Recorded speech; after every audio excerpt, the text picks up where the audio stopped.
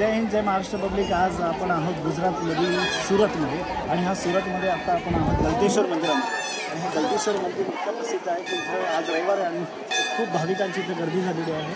आणि ही महादेवाची इथं सगळ्यात मोठी प्रतिकृती इथं आपल्यासमोर उभी केलेली आहे. ही प्रतिकृती तुम्हाला दिसेल. गुजरातमधली सगळ्यात मोठी महादेवाची ही प्रतिकृती आहे. आणि सगळ्यात महत्त्वाचं ह्याच प्रतिकृतीच्या मागे एक्झॅक्ट 12 ज्योतिर्लिंग आणि त्यांची प्रतिकृती उभे केलेले आहेत. आणि त्याचा एंट्रीदार मी तुम्हाला आत्ता दाखवतो.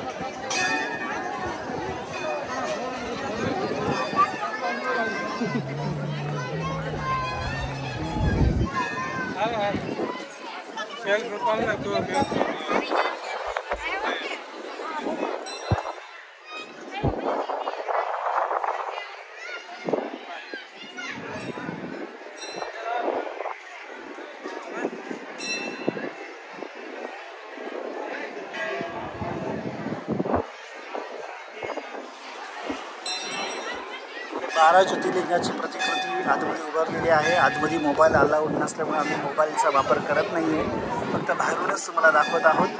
आणि सगळ्यात महत्त्वाचे जे जे देणगीदार आहेत त्यांनी इथं जे देणगी दिलेली आहे त्यांच्याशी नाव गुजरातीमध्ये लिहिलेले आहे.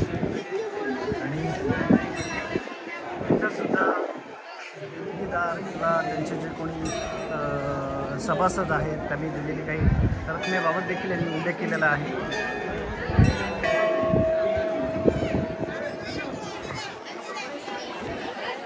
अशी ही महादेवाची दिव्य भव्य मूर्ती इथं आहे. आणि सगळ्यात महत्त्वाचं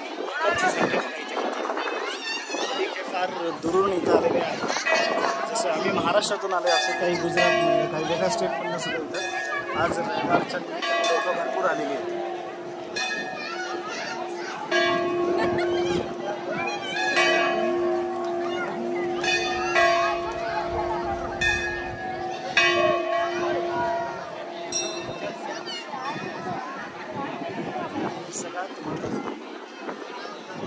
बारा ज्योतिर्लिंगासाठी प्रतिकृती पाहण्यासाठी आपण माझी तुम्हाला ती एंट्री दाखवली. आता हा जो एक्झिट आहे त्या एक्झिटचा दरवाजा मी तुम्हाला दाखवतो. त्यामध्ये सुद्धा तुम्हाला काही बघण्यास मिळतील.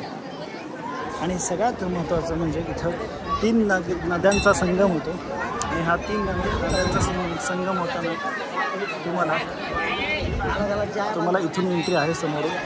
त्या समोर एंट्री केल्यानंतर तुम्हाला तापी, त्यानंतर गौतमी आणि नारद मुनींच्या असलेली नदी अशा 3 नद्यांचा पवित्र ठिकाण मानलं जातं. तुम्हाला नदीसुद्धा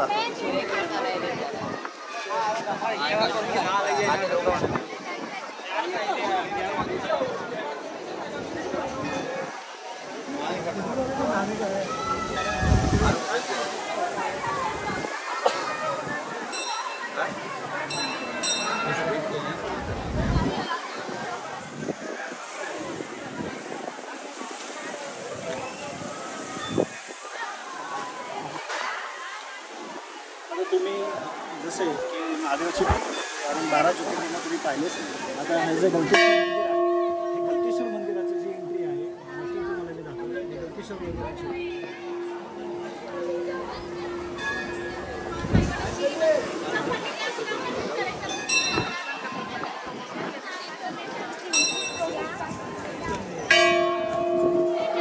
गलतेश्वर मंदिर आहे. ह्या मंदिराचं एंट्री आहे. आणि इथे गुजरातीमध्ये ओम नमः शिवाय, स्वच्छता तथा शांती ठेवा असं देखील लिहिलेलं आहे. आणि एंट्री आणि एक्झिट असं या दोघांचंही त्यांनी लिहिलेलं आहे.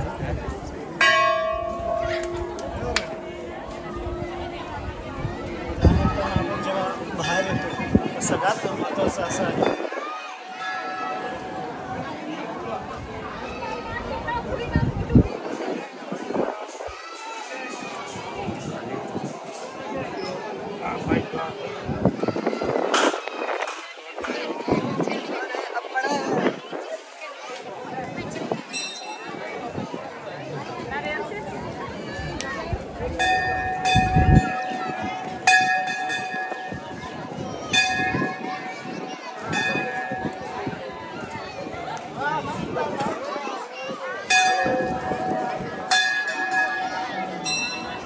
गलतेश्वर मंदिराच्या मागची बाजू आहे.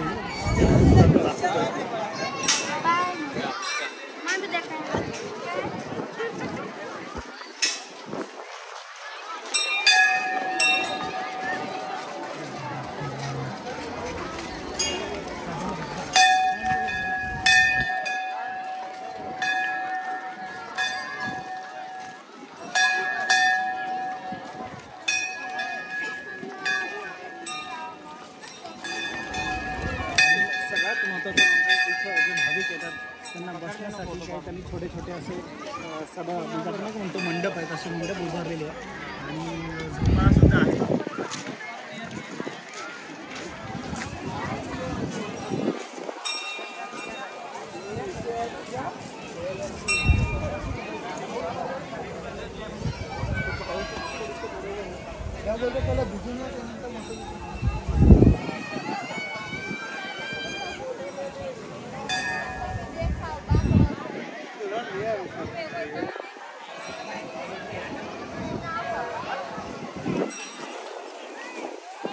प्रशस्त असं बसण्यासाठी भाविकांना त्यांनी छोटे छोटे मंडप उभारले. उन्हाळ्याच्या दिवसामध्ये पावसाळ्याच्या दिवसात संरक्षण होण्याकरता त्यांनी केलेले आणि अत्यंत सुबक आणि छान आहे. जर तुम्ही फरशांची पण स्टाईल जर बघितली तर फरशांच्या मध्ये पण तुम्हाला थोडी ग्रीनरी तुम्हाला दिसेल. अशा प्रकारे हा जो गलतेश्वर मंदिराचा जो परिसर आहे तो अत्यंत मोठा आहे आणि सगळ्यात महत्त्वाचं की इथं कार पार्किंगची सुविधा अत्यंत मोठी आहे. नाही म्हटलं तरी 1000 ते 2000 कार इझी पार्क होऊ शकतात, एवढं कार पार्किंग इथं आहे. आणि या मंदिराला तुम्ही अवश्य या भेट द्या, कारण की या मंदिराचा आजूबाजूचा परिसरसुद्धा अत्यंत छान आहे. आणि ह्याच महादेवाच्या म्हणजे नाही का भक्तीच्या नोटवरती इथंच थांबतो. हर हर महादेव. जय हिंद जय महाराष्ट्र.